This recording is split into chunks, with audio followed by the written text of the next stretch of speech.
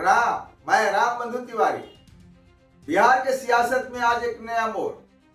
प्रशांत किशोर की पार्टी जनसुराज ने पहली बार अपने 51 उम्मीदवारों की लिस्ट जारी की है और इस लिस्ट में छिपा है एक साफ संदेश।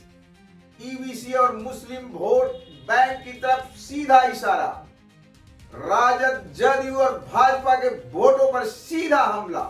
मीडिया रिपोर्ट के मुताबिक इन 51 नामों में लगभग 17 प्रत्याशी ईबीसी, 10 से 11 पिछड़ा वर्ग और करीब 8-9 मुस्लिम उम्मीदवार शामिल हैं।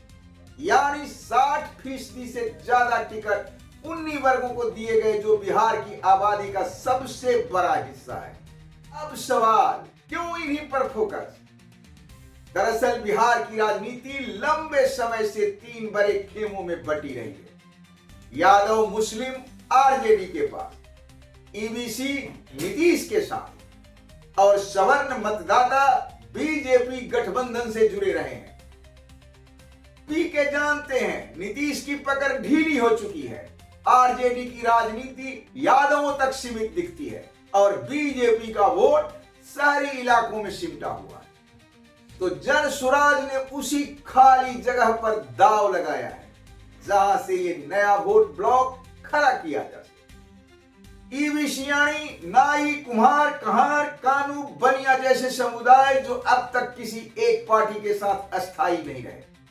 वहीं मुस्लिम मतदाता जो आरजेडी के पारंपरिक वोटर माने जाते हैं, उनके बीच भी पीके क्लीन इमेज और नया विकल्प का संदेश दे रहे हैं।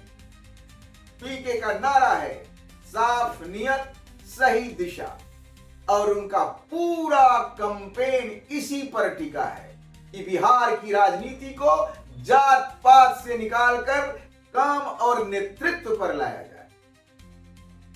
लेकिन हकीकत यह है कि राजनीतिक समीकरण वहीं पुराने आधारों पर टिके हैं और जनसुराज भी उसी धरातल पर ईबीसी मुस्लिम समीकरण की नई इबारत लिखने की कोशिश कर रही है। तो राजनीति साफ है।